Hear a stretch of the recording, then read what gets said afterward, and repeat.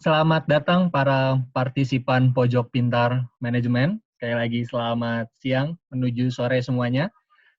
Apa kabar semuanya? Masih tetap di rumahnya aja kan ya? Masih tetap di rumah kan, Ibu dan Bapak? Baik, sekilas tentang Pojok Pintar Manajemen, apa sih sebenarnya ini?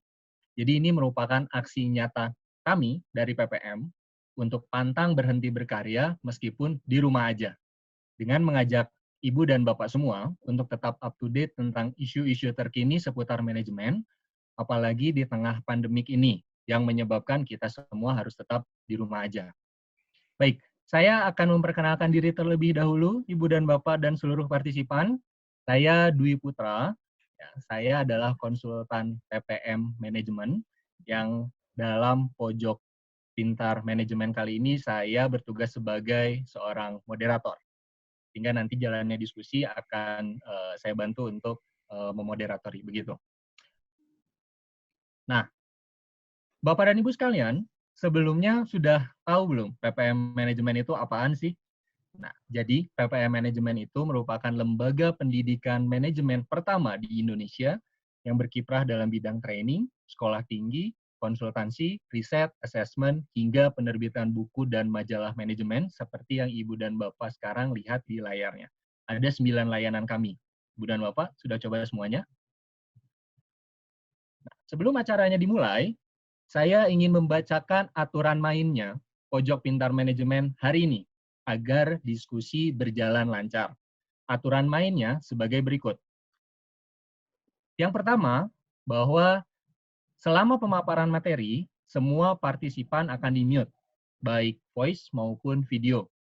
Jadi ketika pemaparan, voice and videonya akan host mute.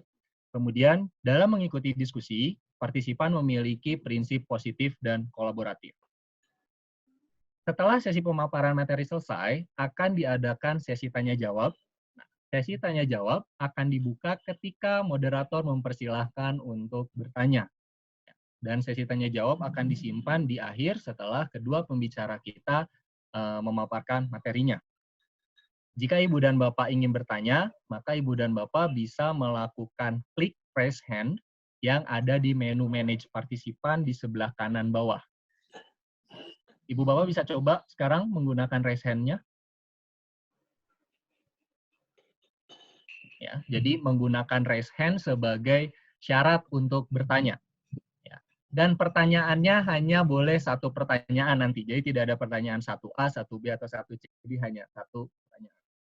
Kemudian nanti moderator akan menyebutkan penanya sesuai dengan urutan raise hand yang terlebih dahulu. Begitu. Namun jika masih ada waktu, saya akan mempersilahkan kembali Ibu dan Bapak untuk bertanya. Namun untuk sesi pertama, saya hanya persilahkan 1 sampai dengan 3 penanya. Nah, tanpa berlama-lama lagi, ya, saya akan memperkenalkan pembicara kita yang pertama. Ya, pembicara atau pemateri pertama kita adalah Ibu Rahmi Endras Prihatin, Insinyur MM, ACP, ATP, dan CAC. Halo Bu Ami, Ibu Bapak bisa lihat di layar sekarang. Halo.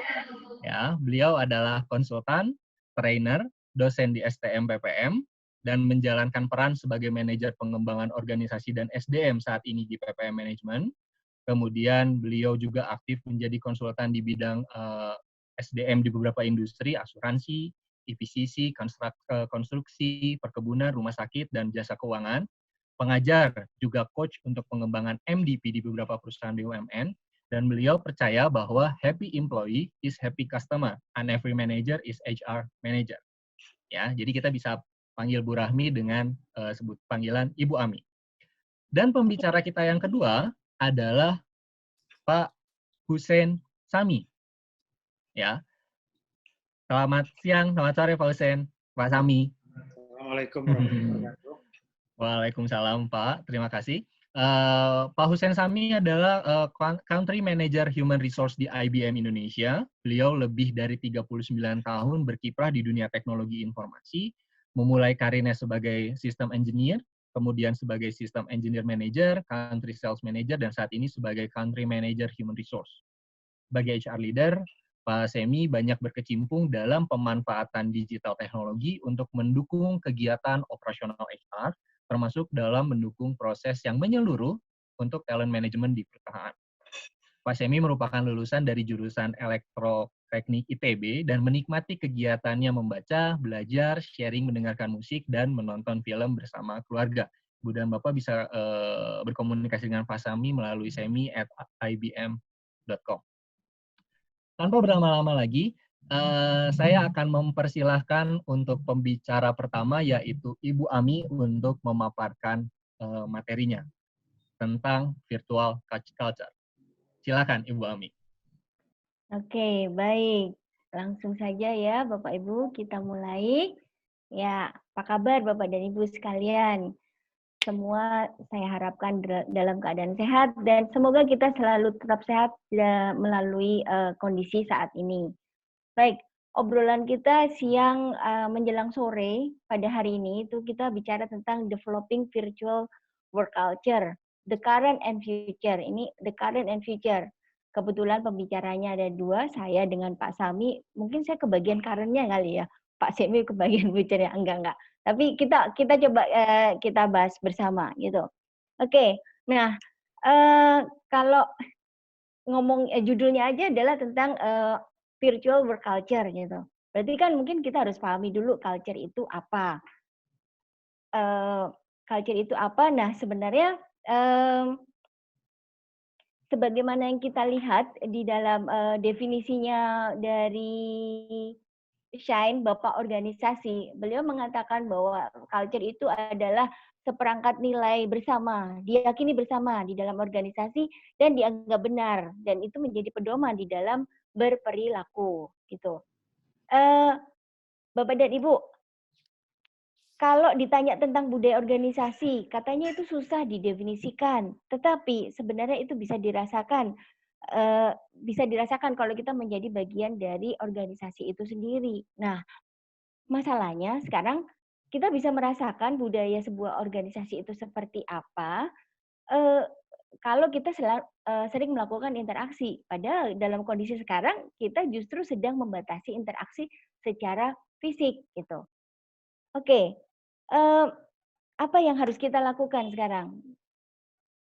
Sebelum kita masuk ke sana, kita mungkin harus lihat bahwa sebenarnya pada dasarnya sebuah organisasi, sebuah culture organisasi itu bisa tertanam lewat dua perangkat. Yang satu perangkat yang sifatnya hard, yaitu kita bicara sistem di sini, gitu. Sementara yang satu lagi kita bicara perangkat soft-nya, yaitu leadership di sini. Kita lihat bahwa dari perangkat sistem, perangkat hardnya, itu bisa kita lihat bagaimana culture sebuah organisasi dilihat dari strukturnya. Kita bisa lihat dari sistem atau prosedur yang dibangun. Kemudian yang kelihatan sekali adalah dari physical building atau artefak-artefak yang bisa kita jumpai di organisasi kita sendiri. Itu perangkat kerasnya. Sementara perangkat lunaknya, saya menyebutnya sebagai perangkat lunak ya. Dan ini perannya juga cukup besar di dalam menanamkan culture di dalam organisasi, itu adalah dari peran seorang leader atau mungkin para leadernya. Kenapa? Karena si leader ini punya peran penting untuk menjadi role model, bagaimana dia bersikap dan bagaimana dia berperilaku, bagaimana dia mengorganisasikan unit yang dia pimpin. Itu pasti semua diamati oleh karyawan dan secara nggak langsung itu akan tertanam dengan pelan-pelan gitu dari sudut pandang karyawan.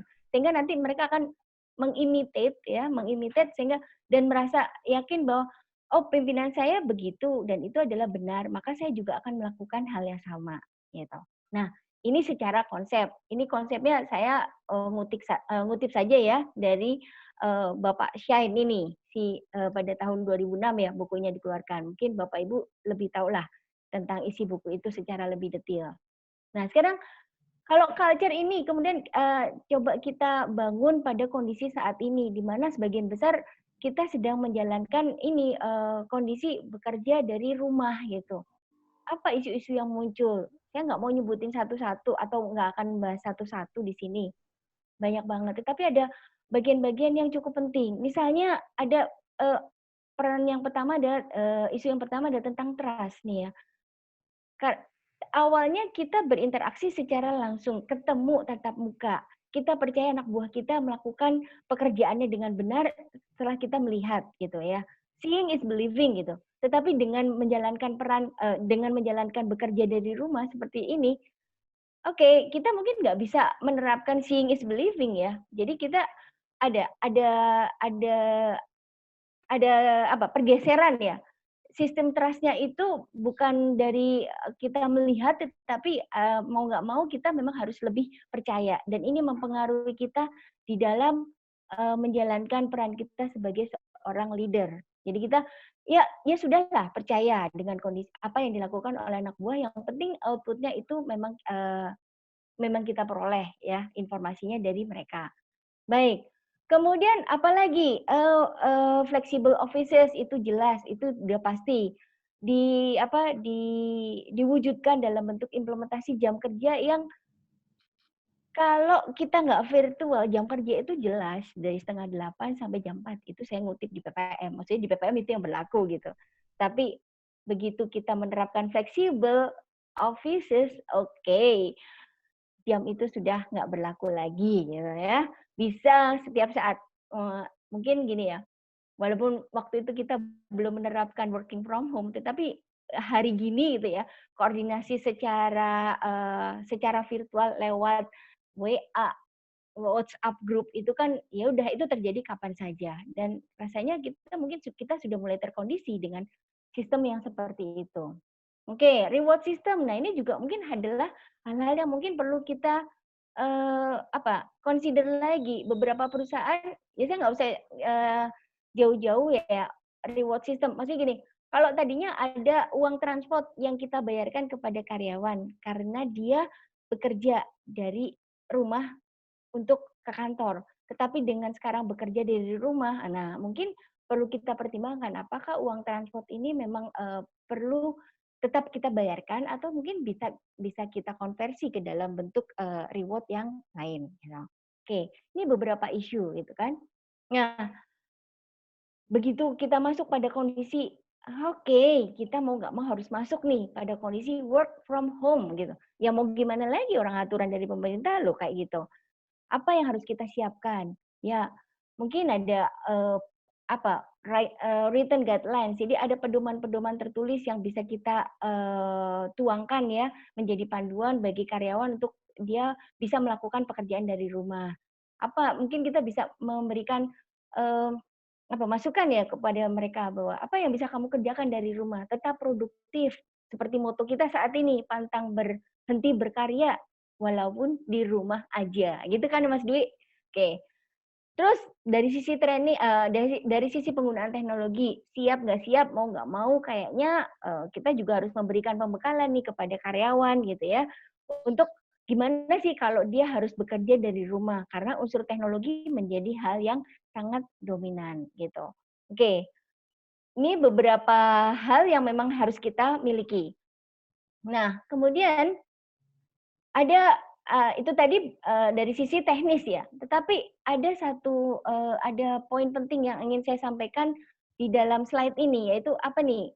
Bahwa kalau kita menerapkan bekerja dari rumah, ada perubahan mindset.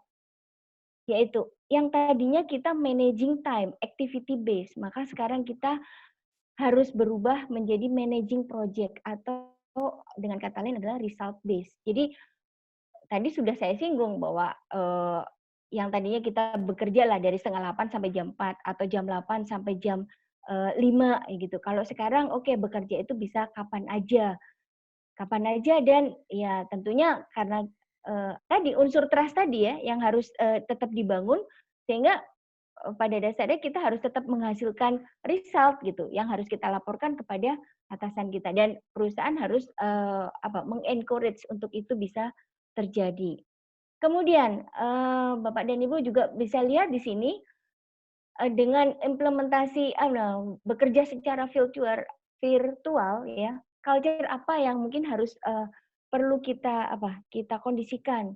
Bahwa sebenarnya kemampuan para leader di dalam mensupervisi bawahannya itu juga menjadi sebuah tantangan yang berbeda gitu. Jadi dia butuh keterampilan yang beda lagi nih gitu ya dalam mengawasi anak buahnya gitu. Memastikan anak buahnya itu juga tetap produktif gitu, seperti itu. Dan kalau dari sisi karyawannya sih adalah mencoba menjadi dewasa. Karena pada dasarnya dia dipercaya, oke saya dipercaya bekerja dari rumah oleh perusahaan, maka dan saya tetap digaji, maka sebenarnya saya juga harus punya tanggung jawab bahwa saya akan menghasilkan sesuatu bagi karyawan, gitu. Baik. Nah, saya mau cerita apa yang sudah dilakukan di PPM. Jadi, kalau sekarang kita kenal ada work from home. Jadi sebenarnya itu bukan sesuatu yang baru sama sekali bagi PPM gitu ya. Jadi sebenarnya gini, dulu sebelum 2017 kita tuh sudah menerapkan apa yang kita sebut sebagai flexi time, Pak. Ya, Bu. Ya. Flexi time. Ini memang tidak diberlakukan untuk seluruh karyawan kami. Artinya gini, hanya karyawan-karyawan yang kami sebut sebagai karyawan profesional atau dalam pengertian adalah karyawan fungsional ya, Bapak dan Ibu. Nah, ini mereka diberikan fleksibilitas di dalam mengelola waktu kerja mereka. Pada prinsipnya bahwa antara jam 9 sampai jam 3 mereka harus siap bila dibutuhkan oleh PPM. Nah, kondisi ini berlangsung nih Pak, Bu, sampai 2017. Nah, kemudian begitu kita masuk di 2017, PPM kemudian memunculkan ada satu kebijakan baru, WFH. Ya, jadi sebelum ada pandemik nih, kita sebenarnya sudah menerapkan ini nih. Jadi ya nggak ketinggalan-ketinggalan amat lah ya, WFH. Tapi sekali lagi, ini hanya berlaku untuk teman-teman yang intinya adalah para pengajar, ya, para researcher, para konsultan kami, functional employees. Cuman memang tidak setiap hari. Kami menerapkan paling nggak mereka boleh tuh mengambil fasilitas working from home ini 2 kali dalam 1 bulan. Dengan catatan nih, terschedule, terencana gitu dan dicatat, maksudnya tercatat dan dilaporkan kepada atasannya. Dalam hal ini adalah kepala departemennya. Jadi kalau dari 2017, nah ini nih sampai kemarin nih Pak, Bu, sampai Januari 2020 gitu. Kondisi ini cukup dimanfaatkan oleh banyak para karyawan profesional kami, ya. Nah, kemudian pada Januari 2020 ada satu kebijakan lagi yang coba kami terapkan, yang kita sebut sebagai work at hub. Nah, kenapa kok muncul ada fasilitas ini lagi adalah gini, menyikapi atau mungkin jadi kita tuh terima masukan dari teman-teman karyawan fungsional. Mereka senang sebenarnya dengan WFH, bisa bekerja dari rumah, tetapi buat para karyawan profesional yang ibu-ibu mahmud ya, para ibu-ibu muda itu, mereka juga sering mengeluhkan bahwa ternyata kalau WFH itu distraksinya cukup banyak. Mereka sebenarnya hanya butuh butuh momen di mana mereka bisa bekerja lebih fokus tanpa gangguan, tetapi tidak harus menghabiskan waktu yang sedemikian banyak terbuang untuk dalam perjalanan gitu ya. Yaitu jadi ada faktor eksternal, kondisi lalu lintas yang memang sudah agak kurang kondisif ya pada saat ini. Kemudian ditambah tadi keluhan-keluhan internal atau ya masukanlah kami menyebutnya. Sehingga kami melakukan riset kecil-kecilan gitu dan akhirnya kita bukan katakanlah menjalin semacam kerjasama pakai tanda petik gitu dengan beberapa hub. Dan jadi hub ini kami tentukan secara regional. Daerah Depok ada sendiri, daerah Bogor ada, daerah Tangerang atau ya Tangerang dan sekitarnya BSD itu ada, juga di area pusat gitu, seperti itu. Kami sudah sempat menerapkannya nih dari Januari sampai ya pada akhirnya kita kembali lagi, bukan kembali ya, tapi maksudnya mau nggak mau kita harus mengikuti instruksi dari pemerintah. Pada akhirnya kita menerapkan work from home juga untuk semua justru sekarang gitu, untuk semua employees. Nah, pertanyaan berikutnya nih, kalau pandemi selesai nih ke depan nih, gimana nih? Apakah kita akan maksudnya kita tuh PPM mau WFH tetap atau mau WAH atau mungkin ada kebijakan sementara masih menjadi sebuah wacana atau diskusi internal lah di kalangan kami sendiri. Oke, itu perjalanan yang ada di PPM Bapak dan Ibu gitu. Oke. Nah, terkait dengan penerapan WFH tersebut, ada beberapa adjustment sih memang yang dilakukan di kami gitu ya. Tadi ini reward system adjustment-nya nih. Jadi di satu sisi kami merasa terbantu, manajemen gitu ya, biaya operasional untuk pegawai tentu berkurang. Karena kan kami tadinya ada biaya transport gitu, tapi sekarang berkurang. Nah, cuman kemudian kebijakan ini kami alihkan bahwa uang transport diganti menjadi uang tunjangan bekerja istilah kami. Tapi sebenarnya adalah itu dikaitkan dengan tunjangan untuk internet.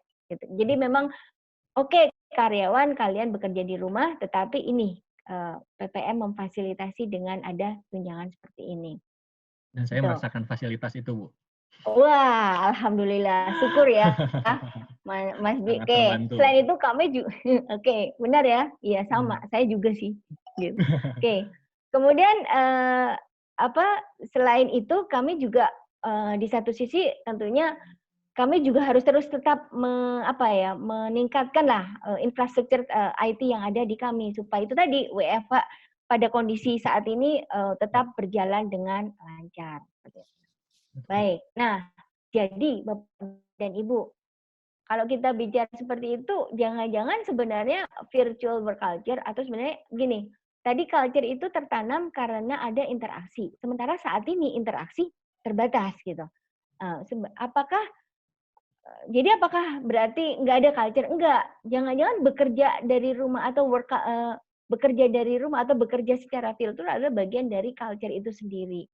Banyak hal yang bisa kita raih ya kalau kita menerapkan virtual work culture seperti ini. Kenapa? Karena memang teknologi saat ini memang sangat ada dan memungkinkan. Terus kemudian karyawan milenial itu udah tau lah kayak apa mereka ya. Mereka pasti akan lebih girang ya Mas Dwi ya, seperti itu. Dan di satu sisi kemudian benefitnya itu akan sangat banyak. Maksudnya semua everybody is happy.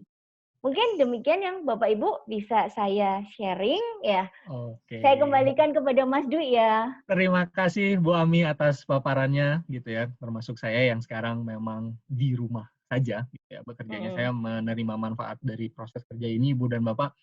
Nah, itu tadi dari PPM. Sekarang mungkin kita ingin tahu bagaimana sebetulnya selain PPM ya penerapan terkait dengan virtual culture ya. Jadi kita akan persilahkan presenter berikutnya Pak Sami untuk memaparkan presentasinya bagaimana best practice-nya di IBM yang selama ini Bapak lakukan di sana. Silakan Pak Sami. Oke, terima kasih. Selamat sore, sudah jam 3 sekarang. Sekali lagi, Assalamualaikum warahmatullahi wabarakatuh.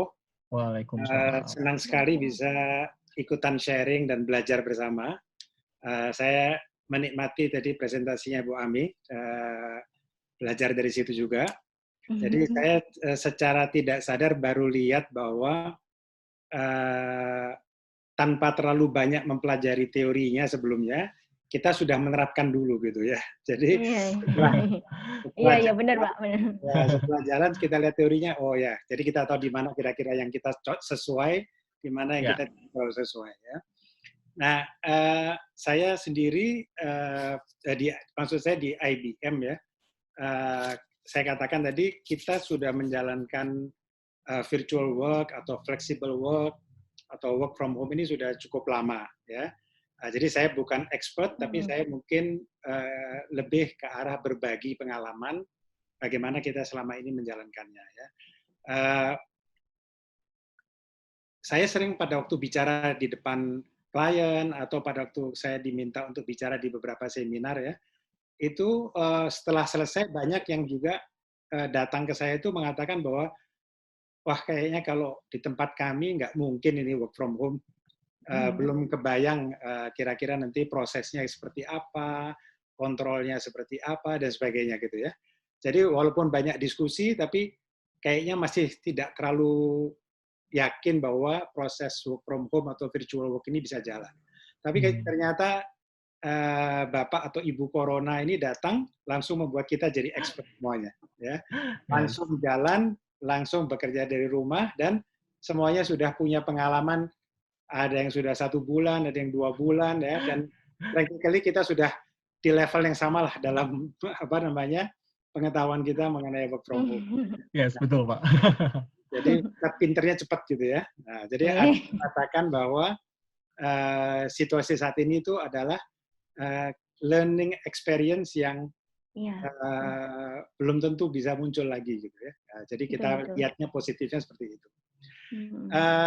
Kita tahu bahwa kondisi sekarang ini belum pasti kita sampai kapan ini akan selesai. Jadi ya seperti tadi Bu Ami menyebutkan, jangan-jangan future-nya itu ya sekarang ini, cara kerja kita sekarang ini ya nanti akan jadi cara kerja baru kita di waktu-waktu yang akan datang. Ya. Kalau saya baca-baca ya, kalau di Amerika sekarang ini lebih dari 40 juta orang sudah work from home. Ya. Di IBM sendiri itu karyawan kita kira-kira sekitar 360.000 di seluruh dunia. Itu 95%-nya work from home saat ini. Ya. Jadi dalam situasi sekarang ini. Nah, sebelum saya menceritakan pengalaman yang agak sedikit teoritisnya sedikit ya, tapi mungkin saya akan mulai justru dengan cerita. Ya, cerita ini real story yang kami hadapi dan kebetulan saya yang mengalami sendiri ya. Jadi kalau saya boleh pergi ini ke screen berikutnya, saya kasih judul di sini When in Rome sama in Bandung ya. Jadi When in Rome ini maksudnya apa? Jadi saya cerita real story di tim saya di HR. Saya punya anak buah waktu itu termasuk generasi milenial ya. Nah, dia ini suatu hari sekitar 4 tahun yang lalu ya, dia datang ke saya dan dia mengatakan, "Mas, saya sudah submit request untuk cuti seminggu, tapi saya tidak akan available di kantor selama hampir 1 bulan." Terus saya tanya, "Apa rencananya?" Dia bilang, "Saya akan jalan-jalan dengan teman-teman saya, backpacking ke Eropa." Ya. Nah, backpacking ke Eropa itu tapi hampir 4 minggu, 3 minggu lebih, tapi dia bilang dia apply cutinya 1 minggu, karena dia bilang 3 minggunya dia akan kerja seperti biasa, cuma tidak di kantor. Ya, saya sempat deg-degan sebentar gitu ya. Ini kira-kira bisa apa enggak ini jalan seperti ini. Walaupun di tempat kami kerja dari rumah sudah sering, tapi untuk 1 bulan, hampir 1 bulan, dan pergi jauh dari kantor, jauh dari negara kita lagi, di Eropa ya. Tapi saya pikir ya udah ini bagian dari culture yang sudah kita bentuk lama. Saya bilang oke, jalan aja gitu ya. Dan sebelum dia pergi saya minta tolong kunci laci kamu titipin ke saya in case butuh dokumen yang harus diambil di laci. Terus dia ngajak saya ke lacinya, dia buka lacinya, dia bilang ini Mas kosong. Ya. Karena apa? Semua data-datanya dia itu sudah ada di laptopnya dia, sudah ada di networknya kita. Ya. Jadi singkat cerita dia berjalan suatu weekend di bulan Mei kalau nggak salah, waktu itu, 4 tahun yang lalu, dia jalan. Nah, hari Senin pagi saya sampai di kantor, saya buka sistem saya, laptop saya, chatting tools yang biasa kita pakai di kantor, kita buka. Nah, dia sudah langsung menyapa saya. "Pagi Mas Ami, apa kabar?" Saya bilang, "Pagi, di mana kamu sekarang?" "Saya lagi di Roma." Nah, dia bilang gitu. "Saya kerja biasa Mas, di sini." "Oke, udah kita jalan." Jadi tiap hari kita kerja biasa lewat chatting, lewat email, kadang lewat call sekali-sekali dan sebagainya. Nanti jam 5 sore nanti dia akan bilang ke saya juga, "Mas, saya akan log off ya." Nah, jadi saya akan jalan-jalan sama teman-teman. Udah dia log off, dia pergi jalan. Besok pagi gitu lagi, pagi dia nyapa lagi, "Pagi Mas." Nah, gitu terus ya. Sampai hari Jumat. Hari Jumat sekitar jam 5 dia sudah ngasih tahu saya lagi, "Mas, ini saya akan off, dan minggu depan ini kan jadwal cuti saya. Jadi saya akan backpacking dengan teman-teman naik gunung, dan saya tidak bisa dikontak karena nggak dapat sinyal. Ya, tapi ini jadwal cuti saya." Ya udah, cuti. Jadi 1 minggu dia pergi jalan-jalan. Hari Senin minggu berikutnya lagi, dia sudah on lagi di chattingnya, dan dia lagi, "Selamat pagi Mas Sami, pagi, di mana kamu?" "Saya di Belanda Mas." Nah, dia mulai lagi kerja di Belanda. Dan dia berjalan seperti itu terus. Sampai selesai, sampai dia datang, bagi-bagi oleh-oleh, alhamdulillah pekerjaan berjalan dengan lancar. Ya. Jadi kami jalankan seperti itu sudah terbukti itu oke. Itu kejadian 4 tahun yang lalu, jadi toolsnya belum secanggih seperti sekarang. Ya. Nah itu yang saya tulis When in Rome. Nah, contoh yang kedua itu yang di Bandung. Di Bandung ini maksudnya begini, jadi saya punya anak buah waktu itu sekitar 2,5 tahun yang lalu, dia sudah berkeluarga, punya anak satu, istrinya dokter, dan istrinya ini kebetulan baru diterima untuk ambil spesialisasi di Bandung. Jadi dia bilang ke saya, Mas, boleh nggak saya selama 2,5 tahun yang akan datang, saya kerjanya dari Bandung. Ya udah kita diskusi plannya bagaimana, akhirnya dia berangkat ke Bandung. Dia berangkat ke Bandung, pokoknya dia bilang, kalau saya harus ada di Jakarta, saya akan berangkat ke Jakarta, kalau enggak, saya tetap di Bandung. Udah, dia berangkat, dan setelah itu dia bekerja. Selama 2 tahun lebih, kira-kira di akhir tahun kemarin, dia boyong balik lagi keluarganya, karena istrinya sudah lulus, sudah jadi dokter spesialis. Sekarang dia ada di Jakarta lagi, dan dia bekerja seperti biasa. Dan selama 2,5 tahun itu, alhamdulillah berjalan dengan baik. Kalau dia dibutuhkan di Jakarta, dia pagi-pagi subuh sudah berangkat dari Jakarta sampai di jam 9 sampai di kantor, dia sudah ada di kantor. Demikian seterusnya ya. Jadi ini sebagai contoh aja bahwa ini real sudah jalan dan kita jalankan seperti ini dengan berbagai macam pengalaman sudah berlangsung selama ini. Ya. Ya. Hal yang umum sehari-hari kalau saya sih yang saya alami, jadi pagi biasa tuh kalau saya terima WA nanti dari anak buah saya, Mas, saya hari ini nggak ada meeting di kantor, jadi saya akan kerja dari rumah. Atau misalnya yang sudah berkeluarga, ibu-ibu gitu, Mas, saya ini kebetulan anak saya agak kurang sehat, saya di rumah, nanti kalau perlu diskusi, kita diskusi lewat tools biasa lah ya, Webex atau Zoom dan sebagainya. Jadi ini sudah berjalan dan berjalan sampai saat ini, sehingga juga mungkin pada waktu yang lalu-lalu kadang-kadang Jakarta. Nah, kita umumkan ke employee, oke, 2 hari ke depan ini nggak usah ngantor, masing-masing kerja dari rumah masing-masing. Itu sudah berjalan juga seperti biasa. Ya. Jadi itu contoh saja bahwa ini sudah berjalan dan alhamdulillah sampai sekarang kita sudah terbiasa menjalankan itu. Nah, kalau kita lihat cerita ini, kalau saya hubungkan dengan apa yang terjadi di IBM, ya, jadi kebetulan IBM ini sudah lama ada di dunia teknologi informasi, kita sudah lebih dari 100 tahun. Kalau dilihat di gambarnya ini di atas, ini mungkin belum pernah tahu, ini simbol-simbolnya atau logonya IBM dari mulai berdirinya sampai sekarang ini yang berupa garis-garis ini ya. Nah, jadi kalau ini ada tulisannya nih, kalau ada yang pernah tahu mungkin CTRCO. Ya, ini adalah Computing Tabulating Recording Company. Nah, itu dulu nama perusahaannya IBM itu ini. Kemudian berubah menjadi International Business Machine sampai sekarang menjadi simbolnya IBM. Dan dari mulai berdiri sampai sekarang sudah banyak sekali perubahannya, produknya berubah, skills yang dibutuhkan orang-orangnya berubah ya. Jadi kalau di tengah ini dilihat banyak sekali sudah melakukan shifting strategy, sudah banyak sekali skills baru ya. Jadi kalau Bapak Ibu tahu, mungkin tahu ya, karena tadi dikatakan saya sudah 39 tahun lebih di dunia IT, jadi umur saya sudah jelas ketahuan ya. Nah, jadi waktu saya mulai bekerja, itu di dunia ada yang namanya personal computer. Jadi saya bekerjanya itu masih pakai, kita nyebutnya dulu dumb terminal, ya, jadi terminal yang bodoh. Ya. Nah, jadi dumb terminal. Ya, jadi dari dulu sampai sekarang itu skills baru yang kita pelajari itu banyak sekali. Jadi setiap karyawan itu bagian dari strateginya IBM adalah make sure bahwa orang itu memang mau belajar terus untuk memperbarui skills-nya ya. Karena strateginya berubah, organisasinya berubah, dan di tengah ini ada saya sebutkan di sini new ways of working. Jadi cara kerja kita pun banyak sekali banyak sekali berubah sejak awal dulu ya. Dan lain-lain di sebelah kanan ini ya.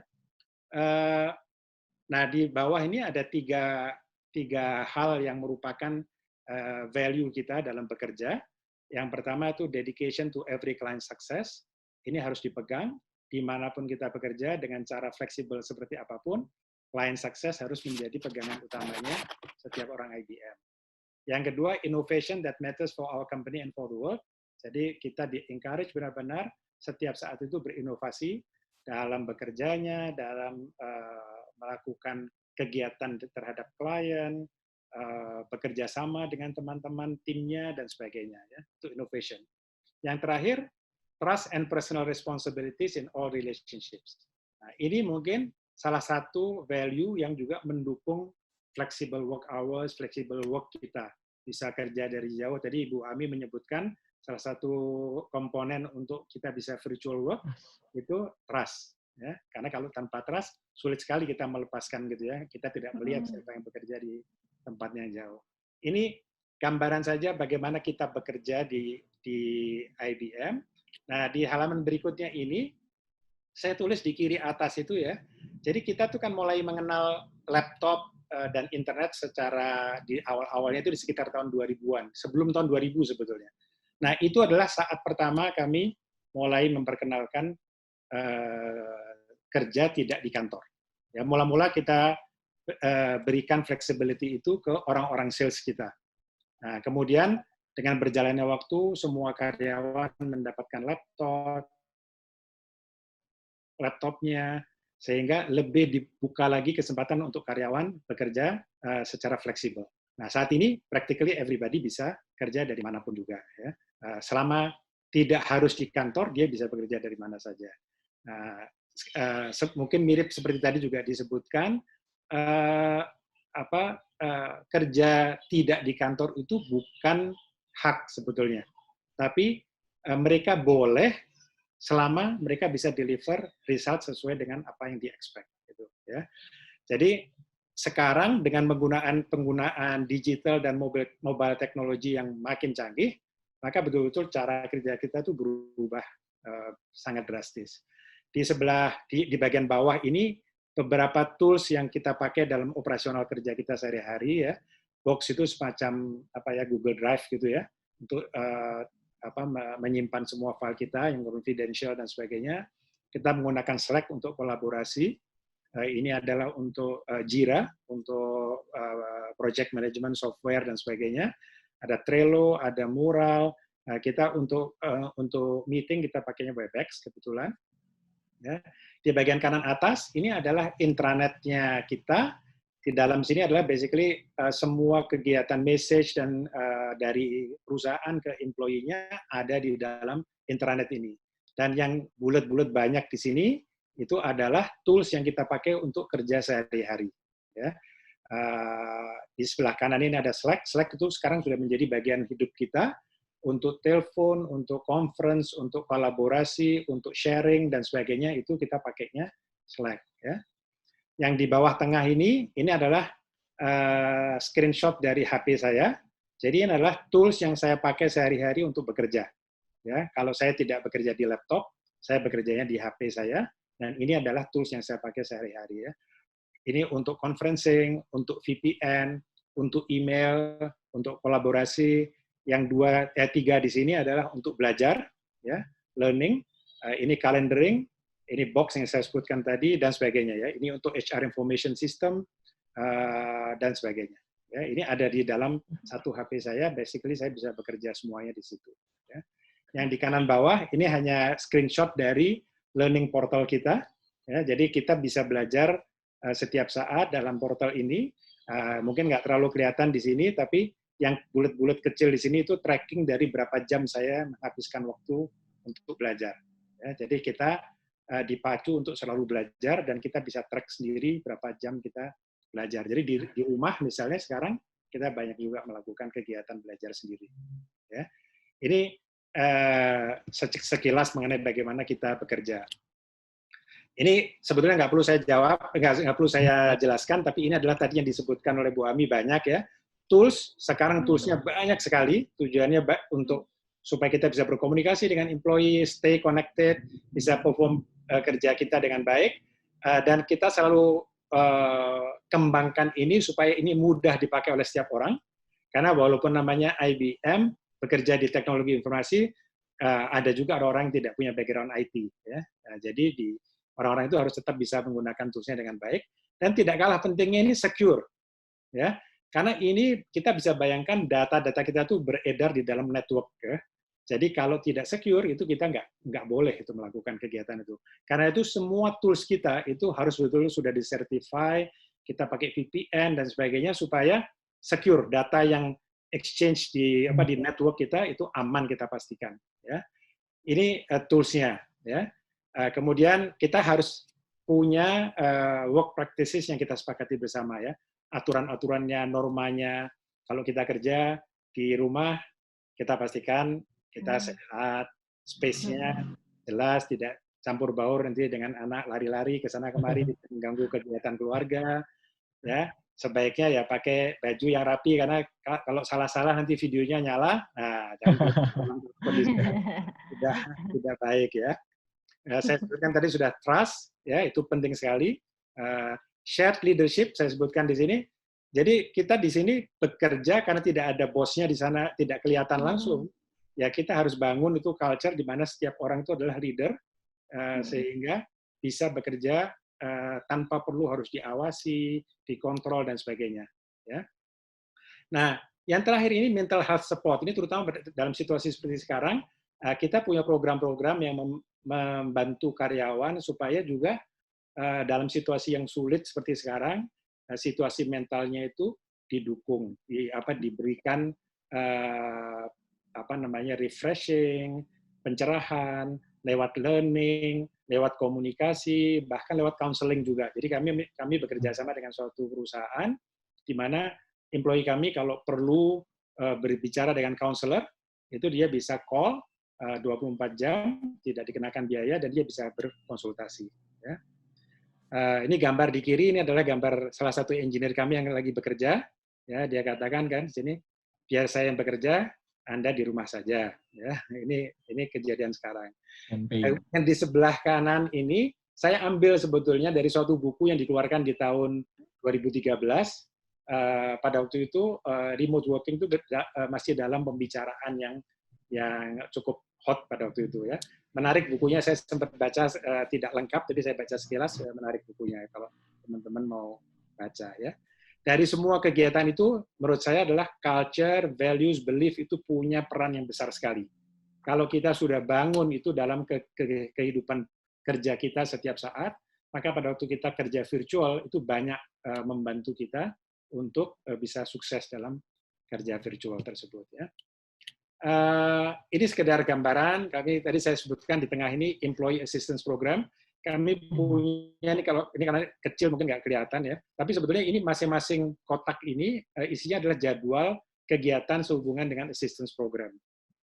Ada yang sifatnya learning, ada yang sifatnya fun activities, mental health, ya. Dan di bagian bawah sini itu untuk employee yang mau counseling dengan para counselor.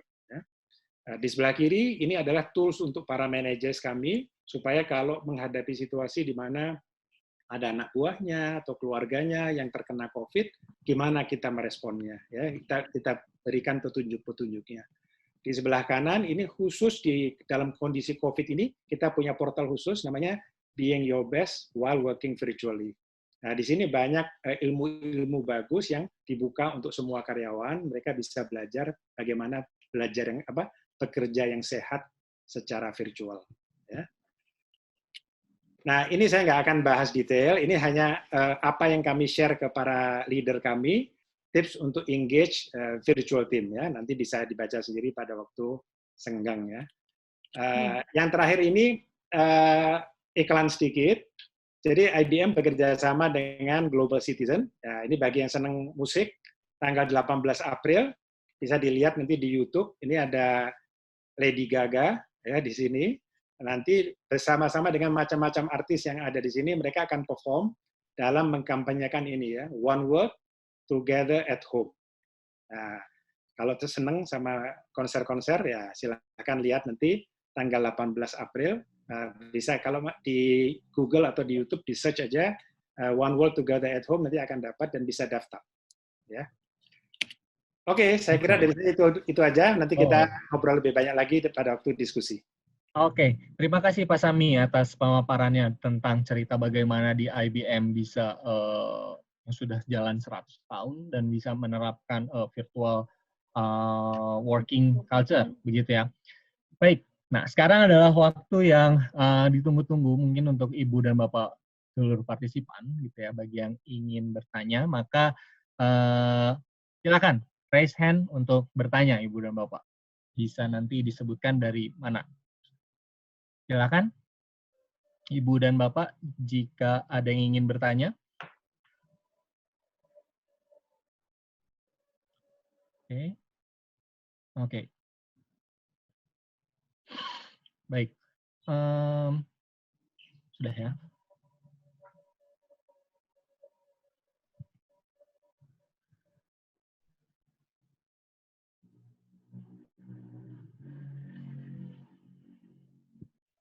Baik.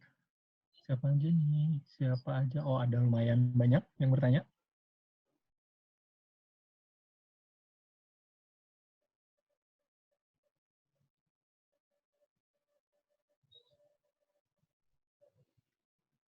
Oke. Baik, pertanyaan pertama Pak Ahmad Nur Rahmat. Silakan Pak Ahmad Nur Rahmat, host boleh menggunakan videonya.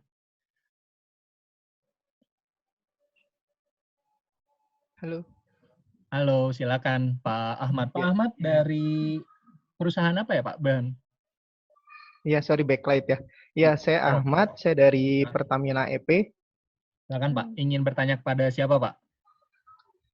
Saya tertarik sebetulnya sama dua-duanya, sama Bu Ami, baik termasuk juga sama Pak Sami. Oke. Saya tertarik, saya juga kaget bahwa PPM sudah WFH-nya itu udah lama juga. Yang saya penasaran itu transformasi dari sebelumnya model kerja biasa menjadi kemudian itu WFH itu seperti apa.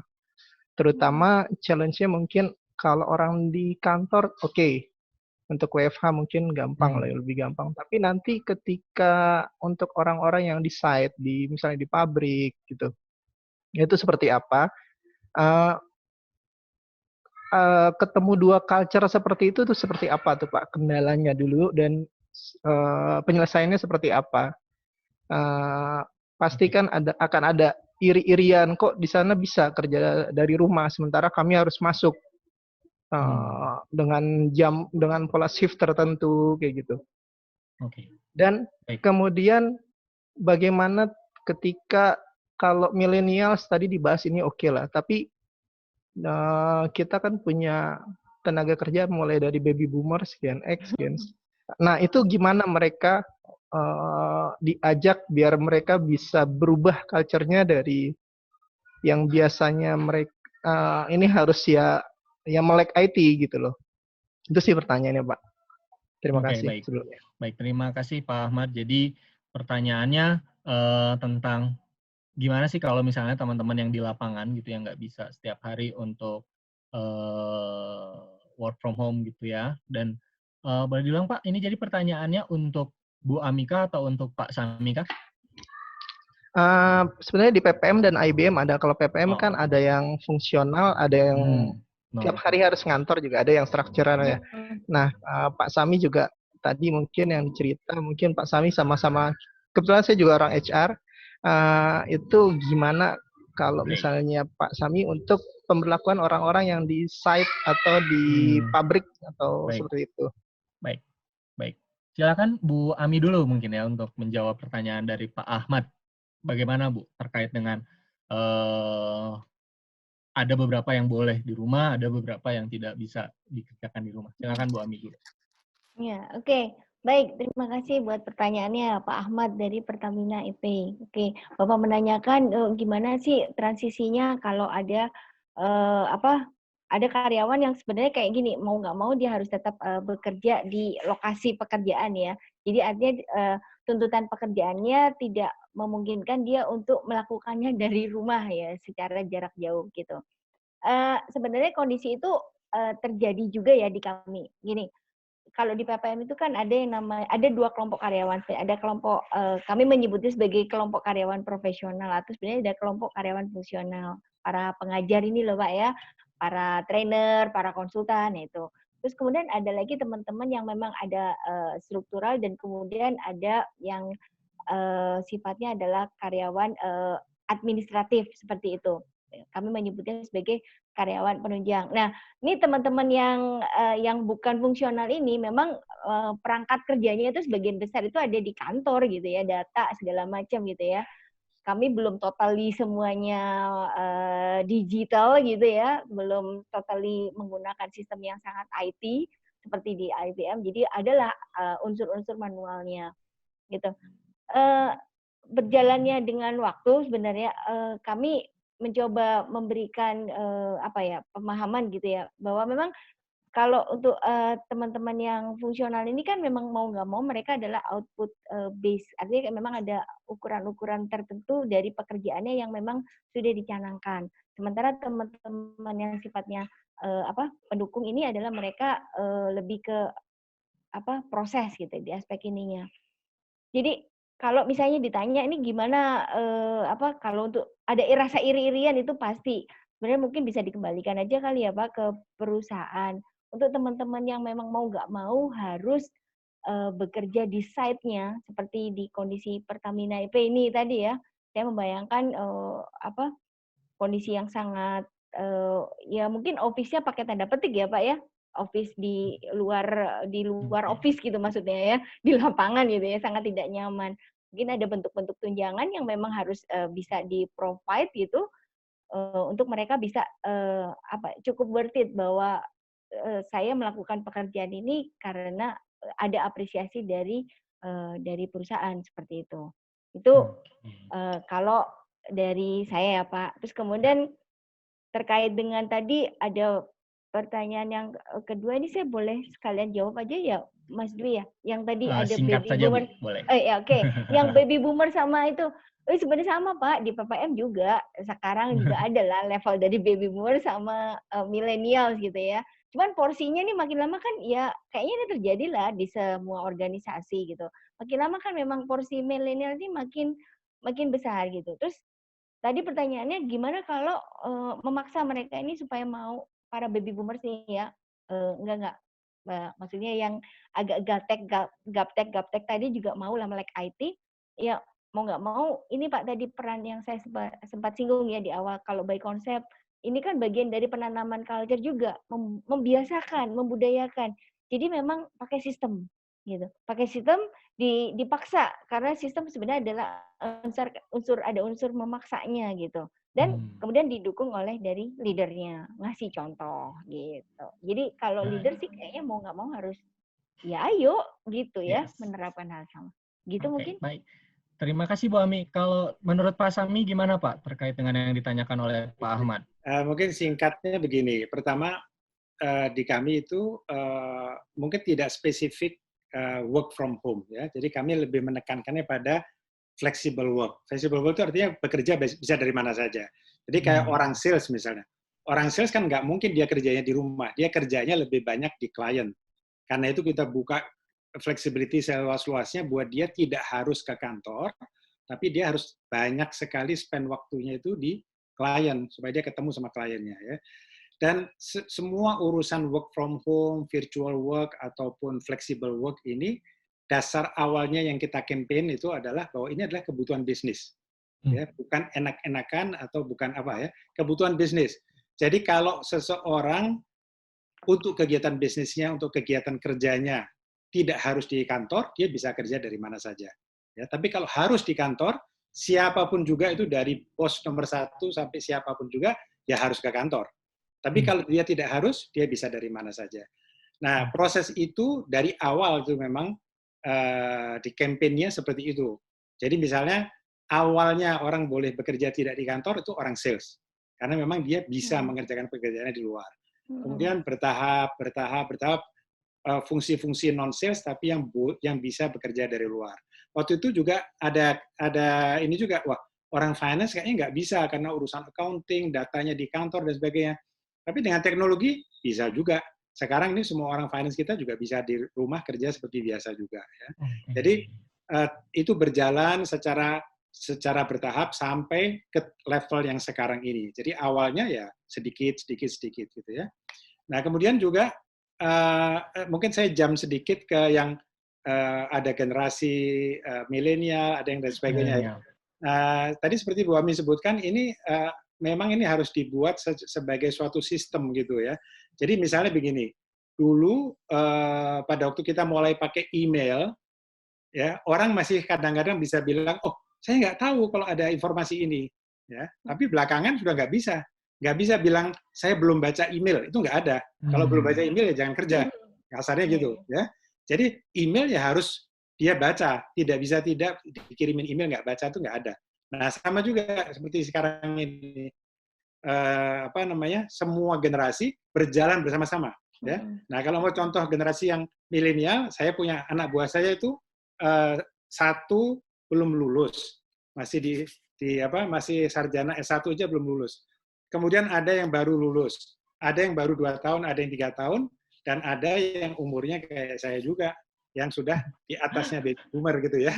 Iya, saya nggak mau kalah kalau mau kuat pinter-pinteran apa teknologi ya. Jadi karena kita berjalannya itu beriring dengan kebutuhan perusahaan, jadi itu bisa dilakukan. Menurut saya bisa dilakukan.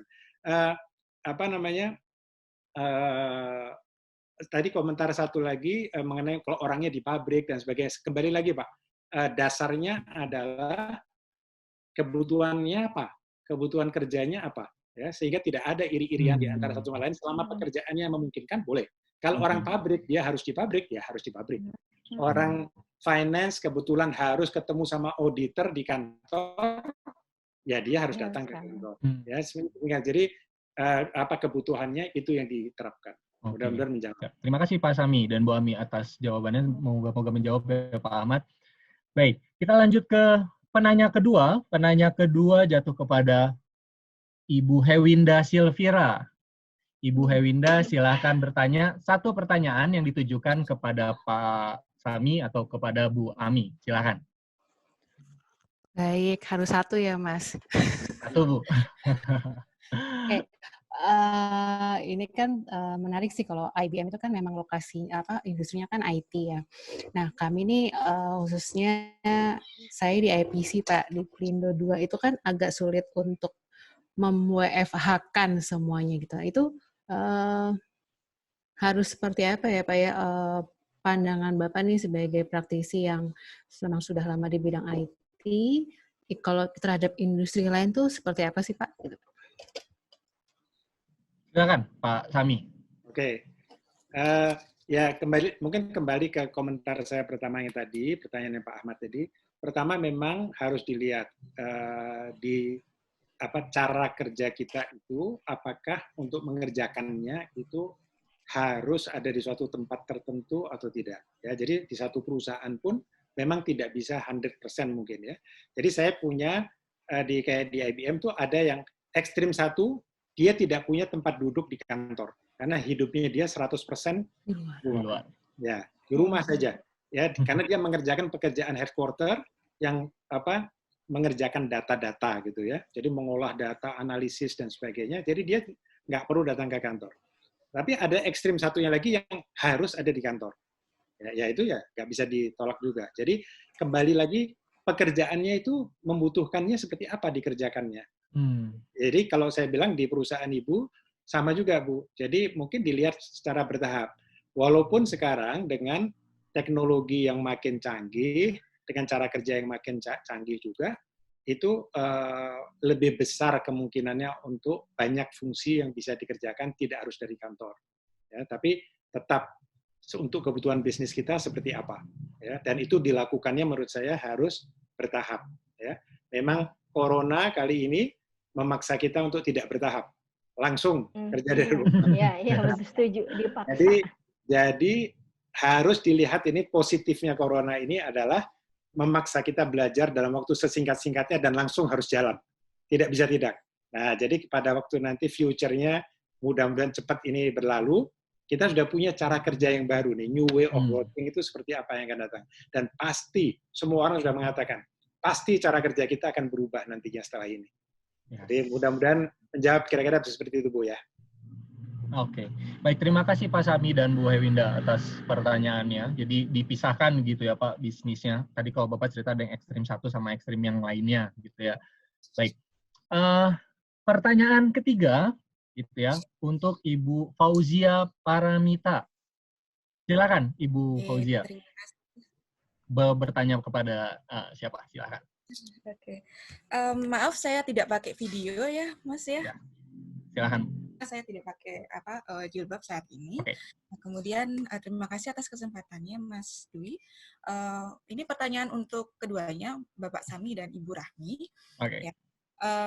yaitu tentang people development ini, Pak. Kalau maaf Bu Fauzia dari perusahaan dari mana asalnya? Oh ya, maaf. Saya Mita dari PT Presena. Saya sudah juga pernah mengikuti trainingnya dari PPM seperti itu. Oh. Ya, jadi saya ex-trainees-nya PPM. Terima kasih Bu, silakan. Kemudian saya ingin bertanya kepada Pak Semi dan Ibu Rahmi terkait people development ini, Pak dan Bu. Saat virtual working seperti ini, saat ada training ya, kemudian bagaimana keefektivitasan training tersebut, Pak Bu, saat ini? Jadi kan bisa aja orang-orang itu pada ini multitasking. Jadi saat training dia juga membuka tab yang lain kayak gitu, terus doing other works kayak gitu. Nah, bagaimana keefektivitasannya? Gitu. Terima kasih. Baik, bagaimana efektivitas pengembangan gitu ya ketika pelatihan dijalankan padahal dia masih buka pekerjaan yang lainnya. Silakan Ibu Ami atau Pak Sami dulu. Silakan Pak Sami. Oke, saya boleh dulu Bu Ami ya. Silakan Pak. Jadi gini, kalau di kami, tadi saya di salah satu chat saya itu ada, kita punya satu tools namanya Your Learning. Your Learning ini sudah kita campaign sudah lama. Jadi pada waktu kita mulai pakai e-learning itu mungkin sudah kapan ya? 10-15 tahun yang lalu kita sudah mulai pakai e-learning ya. Nah, yang sekarang tools learning kita tuh jauh lebih canggih, menggunakan artificial intelligence, sehingga bisa memberikan rekomendasi kepada setiap karyawan sesuai dengan role-nya, keahliannya, pengalamannya, apa topik-topik yang pas buat dia. Nah, itu kita sudah bentuk culture itu juga, supaya setiap orang itu memahami kebutuhan belajarnya, dan dia mengambil jam belajarnya sendiri di sela-sela waktu kerjanya. Ya. Dan topik-topik pelajarannya itu kita buat singkat-singkat gitu ya. Jadi kalau satu topik belajar, mungkin dipotong jadi micro learning gitu ya. Nah, jadi orang bisa belajar 15 menit, 20 menit, dan sebagainya. Jadi kalau yang self-learning seperti itu, memang didesain belajarnya itu terpotong-potong. Ya, sudah didesain seperti itu. Jadi belajar 10 menit, 15 menit. Jadi kalau saya misalnya, saya punya kebiasaan yang mungkin tidak untuk ditiru. Saya kalau lunch time lagi malas makan di bawah, di restoran atau di kantin, saya bawa makan di meja saya, nah itu kesempatan saya untuk belajar. Jadi sambil makan, saya otak-atik itu belajar, dapat satu topik, 20 menit, 25 menit, semacam itu. Setiap orang bisa beda-beda. Pada waktu mereka agak suntuk dengan kerjaan, dia ngambil kopi, dia duduk, dia buka learning-nya tadi itu ya. Nah itu adalah bagian dari belajar yang self-initiated, basically. Ada juga yang memang mandatory learning, juga bentuknya seperti itu, bentuknya self-learning juga. Nah, tapi ada juga yang mungkin sifatnya ada instructor. Nah, kalau ada instructor, kita butuh dedicated waktunya. Nah, kalau itu kita, tools-nya juga banyak, Bu. Saya nggak tahu Ibu pernah, sudah sering pakai atau belum. Jadi, saya sendiri, saya sering sekali ikut virtual learning. Virtual learning itu, instrukturnya ada di suatu tempat, kadang ada instruktur di Singapura, di Malaysia, dan sebagainya. Muridnya itu bisa ada ratusan, ada di banyak negara, berjalan bersama-sama. Dan itu menggunakan tools, ada tugasnya, ada group discussion-nya, dan sebagainya, sehingga practically kalau orang itu nggak konsentrasi dengan pelajarannya, ya dia langsung ketinggalan aja gitu. Ya. Sama seperti, saya sudah mengikuti ini berkali-kali, mirip sekali dengan kita duduk di classroom, ada guru di depan. Ya. Nah, kalau yang seperti itu, ya nggak bisa nggak. Harus tutup di tools kita kasih tahu kita bahwa kita tidak bisa di-interrupt, tidak bisa di-disturb. Nah, karena kita sedang learning. Stay, sudah di situ, stop. Nggak bisa nggak dia. Kalau dia nggak ngikutin, topik berikutnya langsung dia ketinggalan. Ya. Jadi, tools seperti itu makin lama makin banyak, dan kita sudah pakai berkali-kali, dan menurut saya very effective. Very, very effective toolsnya itu ya. Jadi, itu mungkin dua sisi. Satu yang belajar sendiri, satunya yang memang kelas instruction. Mudah-mudahan memberikan gambaran gitu ya. Oke. Bu Ami, gimana Bu? Iya, Ibu Fauzia tadi menanyakan tentang efektivitas training. Maksudnya ini lebih kepada pengembangan untuk karyawan kami ya Pak, ya Bu ya. Jadi memang selama kondisi seperti ini work from home gitu, beberapa karyawan yang sedang mengajukan program pengembangan dirinya itu memang lebih didorong untuk mengikuti program pengembangan yang sifatnya lebih ke online gitu. Kalau ditanya itu akan berkurang efektivitasnya atau enggak? Nah, sebenarnya gini Bu, kalau di PPM nih teman-teman yang mengikuti kegiatan pengembangan ya, baik online maupun enggak gitu. Setelahnya itu mereka punya PR ya, punya PR artinya kayak semacam tidak lanjut lah gitu. Setelah ngikutin pelatihan itu, habis itu apa kamu? Jadi kita semacam menagih janji. Mungkin bukan hanya sekedar sharing knowledge ya, which is itu pasti akan dilakukan gitu ya. Tetapi teman-teman ini akan diminta untuk merancang sebuah produk baru ya, produk baru buat ya karena kami kan memang di area pelatihan training gitu, maka ya tentunya adalah mereka akan dituntut untuk menghasilkan produk baru untuk yang bisa dikembangkan bagi jasa yang bisa kami deliver kepada klien seperti itu. Jadi itu salah satu cara kami ya untuk mengukur bahwa setelah Anda ikut pelatihan apa ya, seperti itu. Itu yang selama ini kami terapkan. Sementara di sisi lain untuk teman-teman yang dalam kondisi saat ini memang beberapa pelatihan internal yang sedang kami coba lakukan adalah dengan mengadakan pelatihan internal, maksudnya untuk teman-teman sesama untuk internal PPM. Jadi instrukturnya dari PPM, kemudian pesertanya ya dari kami sendiri. Jadi justru kondisi WFH seperti ini mendorong kami untuk ya udah ini adalah momen yang tepat untuk mengembangkan diri. Seperti itu. Oke, baik. Terima kasih Pak Sami dan Bu Ami. Nah, karena masih ada waktu tersisa, saya persilahkan satu penanya terakhir, yaitu Ibu Kasih Dwiyanti untuk bertanya. Silakan Ibu Kasih Dwiyanti untuk bertanya. Perkenalkan dari perusahaan apa, kemudian bertanya kepada siapa, apakah kepada Pak Sami atau kepada Bu Ami. Silakan Ibu.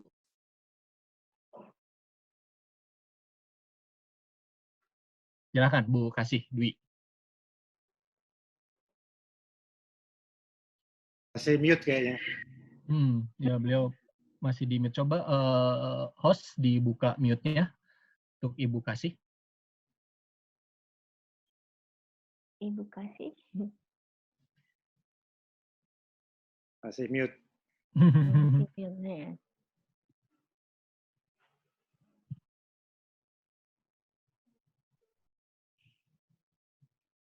Oke. Baik, kalau Ibu Kasih sepertinya tidak ini ya. Tidak terkonek, tidak bisa buka. Oke, baik. Saya lanjutkan ke Pak Ihsan saja kalau gitu. Pak Ihsan Diasa, silakan Pak Ihsan. Oke. Baik. Silakan Pak Ihsan. Dari Baik. mana dan ingin bertanya kepada siapa?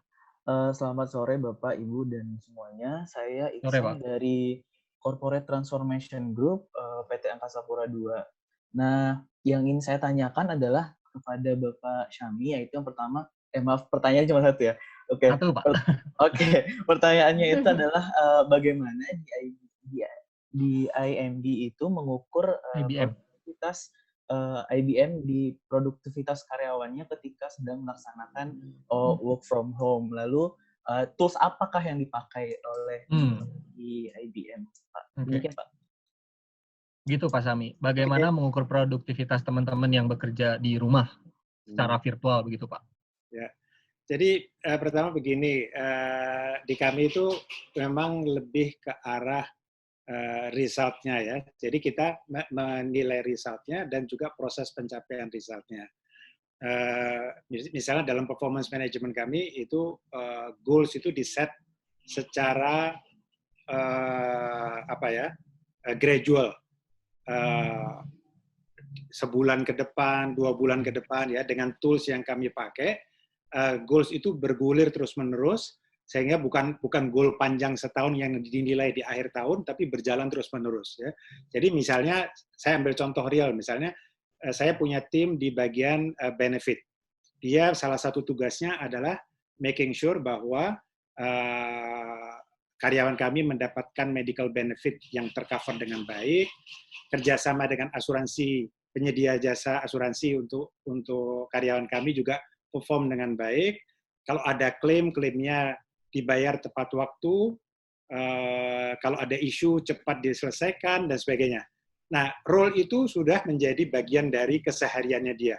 Ya, nah itu kita akan lihat aja itu selama benefit sistem kita berjalan dengan baik, pertanyaan terjawab dengan tepat waktu, kalau ada yang miss cepat atau problem cepat bisa diselesaikan. Kalau ada yang dia tidak bisa selesaikan, dia eskalasi dengan tepat waktu. Nah, itu jalan seperti itu kita sudah happy, ya. Dia berarti sudah menjalankan pekerjaannya dengan baik, ya. Jadi tidak kita track detailnya, tapi kita make sure bahwa setiap orang dengan role-nya masing-masing itu menjalankan pekerjaannya dengan baik, ya. Jadi kita nggak ada tracking yang apa ya, yang rigid gitu ya. Di track satu-satu pekerjaannya enggak, tapi kebetulan karena kebetulan tim di tempat kami kan bukan menjalankan clerical work gitu ya, yang harus di-tick sudah selesai atau belum, tapi masing-masing punya tanggung jawabnya masing-masing. Kayak bagian rekrutmen, karena saya di HR ya, bagian rekrutmen, dia sudah punya misalnya ada 5 open position yang dia harus close. Ya, itu masing-masing ada SLA-nya. Berapa lama dia harus dapatkan CV, berapa lama dia harus bisa offer job-nya, berapa lama suatu posisi kosong itu harus sudah bisa di-close. Ya, itu ada proses yang sudah melekat dalam role orang tersebut. Jadi ya dijalankan saja. Baik dia kerjakan dari rumah maupun dari kantor sama saja. Ekspektasi kita kepada tim kita selama work from home sama kerja dari rumah itu tidak berubah sama sekali. Exactly sama. Jadi sama aja tim saya itu misalnya kita kemarin ada on board 3 orang baru yang baru kita rekrut di bulan April ini. Sudah nggak boleh ke kantor. Nah, itu kita sudah buat proses di dalamnya dan recruiter saya itu dia actively buat itu proses perubahan proses onboarding sehingga orang itu bisa onboard dari rumahnya masing-masing. Ya. Selama proses onboarding itu berjalan, jadi hari pertama saya sudah langsung dapat notifikasi dari recruiter saya, Mas si A sudah on board. Saya sudah punya template untuk welcome employee. Hari itu juga saya keluarkan welcome-nya. Kemudian tools-tools yang dia pakai untuk komunikasi itu harus sudah dia bisa pasang sendiri gitu ya. Nah, itu sore hari si employee yang on board sudah menjawab email saya. Terima kasih Pak Sami, terima kasih atas welcome-nya. Mudah-mudahan saya bisa berkontribusi. Jadi jalan semuanya, sistemnya berjalan seperti itu. Masing-masing punya SLA-nya masing-masing yang sudah melekat di role-nya masing-masing. Performance itu diukur terus-menerus, berjalan sepanjang tahun, bukan di ujung tahun saja. Ya, jadi supaya kalau ada yang miss, melenceng dari ekspektasi, cepat-cepat bisa ketahuan dan bisa dibetulin lebih awal gitu ya, sebelum melenceng terlalu jauh. Mungkin gitu singkatnya, mudah-mudahan menjawab. Oke. Terima kasih Pak Sami atas jawabannya gitu ya. Semoga menjawab. Dan tadi dari pertanyaan terakhir ya. Jadi tadi merupakan pertanyaan terakhir di sesi Pojok Pintar Manajemen kita kali ini. Mungkin Ibu dan Bapak masih ada yang gemes gitu ya. Kok saya pengen tanya tapi nggak kebagian. Tenang gitu ya, karena kita akan mempersilahkan Ibu dan Bapak untuk mengirimkan pertanyaannya melalui alamat email yang nanti akan ditampilkan oleh host acara Pojok Pintar Manajemen ini. Ya. Sambil melihat menunggu pertanyaannya bisa disampaikan melalui email, saya izinkan saya untuk menyimpulkan jadi diskusi kita hari ini. Yang pertama, dari Ibu Ami, perubahan mindset adalah hal yang menjadi fondasi bagi kita untuk bisa mulai jalan tentang virtual culture-nya, seperti itu. Ya, jadi perubahan mindset adalah fondasi pertama untuk merubah budaya kerja kita dalam bekerja. Dan virtual culture adalah keniscayaan, dan the future is now. Sementara dari Pak Sami, culture di IBM yang melandasi virtual culture adalah trust in any relationship. Pemanfaatan teknologi juga menjadi sama pentingnya untuk mampu menumbuhkan budaya virtual. adanya aturan dan norma dalam bekerja secara virtual juga menjadi penting ketika kita mau melaksanakan virtual working culture. Ya. Dan pembagian WFH bisa didasarkan kepada kebutuhan bisnis. Mungkin ada yang harus tetap ke kantor atau mungkin ada yang bisa tetap di rumah, begitu ya, untuk bekerjanya. Nah, bisa tolong ditampilkan untuk yang emailnya, teman-teman. Jadi, jika Ibu dan Bapak, tadi misalnya ada banyak pertanyaan yang masih belum terjawab atau masih belum bisa disampaikan di dalam forum ini, maka Ibu dan Bapak bisa mengirimkan emailnya ke pojokpintarmanagement@gmail.com. Ya. Jadi pojokpintarmanagement@gmail.com dengan subjek nama Ibu dan Bapak _seri 2 paling lambat 17 April 2020. Insya Allah kita akan memberikan jawabannya sesuai dengan pertanyaan yang Ibu dan Bapak tanyakan melalui email tersebut. Nah, kemudian, jadi email, sekali lagi, Ibu dan Bapak bisa kirimkan ke email tersebut. Dan sekarang adalah waktunya pemberian feedback ya bagi kami. Dan apa keuntungannya memberikan feedback ini? Jika Ibu dan Bapak mengisi feedback ini, maka Ibu dan Bapak berhak menerima soft copy dari materi yang dipaparkan oleh kedua pembicara kita. Ya. Sambil menunggu pemberian feedback, saya persilahkan kepada dua pembicara kita untuk memberikan satu kalimat closing statement bagi para partisipan tentang virtual working culture. Saya mulai dari Pak Sami. Silakan Pak Sami. Closing statement-nya. Oke. Satu kalimat sulit, tapi kira-kira. Silakan Pak, closing statement yang cocok. Saya melihat work from home ini suatu alternatif yang menjadi new way of working, ya. Saya lebih cenderung mengatakan flexible work, ya, yang berarti bisa dari mana saja, tidak harus dari rumah, ya. Itu merupakan cara kerja yang menurut saya perlu didalami kemungkinannya bagi yang belum menjalankannya, karena banyak manfaat yang bisa didapatkan dari situ. Ya, saya kira singkatnya seperti itu. Oke. Ini patut dicoba, begitu ya Pak? Ya.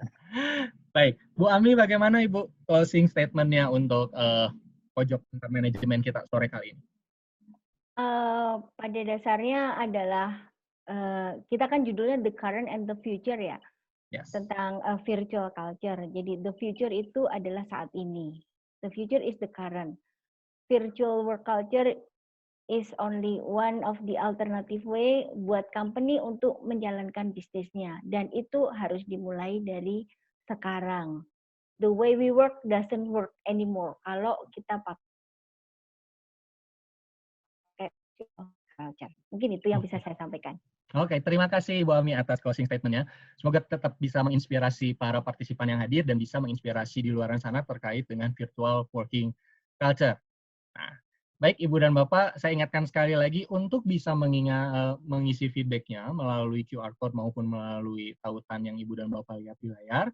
Karena bagi Ibu dan Bapak, sekali lagi yang bisa yang mengisi feedback tersebut untuk perbaikan kami, bisa menerima soft file dari materi dari dua pembicara kita.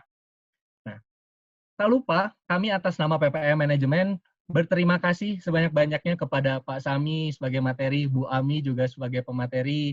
Terima kasih juga untuk Ibu Bapak partisipan gitu ya setelah meluangkan waktunya di sesi Pojok Pintar Manajemen kali ini. Semoga kami terus memberikan manfaat bagi Ibu dan Bapak semuanya.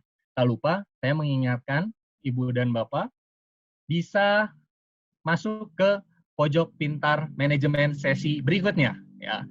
Pojok Pintar Manajemen sesi berikutnya akan dilaksanakan minggu depan, minggu ini, Jumat 17 April, ya, Jumat 17 April, masih di Zoom, masih dengan PPM Manajemen, dan kami tunggu Ibu dan Bapak sekalian untuk hadir kembali di Pojok Pintar Manajemen. Ya, sekali lagi kami ucapkan terima kasih bagi Pak Sami, terima kasih untuk Bu Ami, dan terima kasih untuk teman-teman penyelenggara. Terima kasih untuk Ibu dan Bapak yang telah hadir sebagai partisipan. Begitu, saya kembalikan ke host. Terima kasih. Terima Terima kasih kasih. Pak. Selamat Tetap sore sehat Pak. semuanya.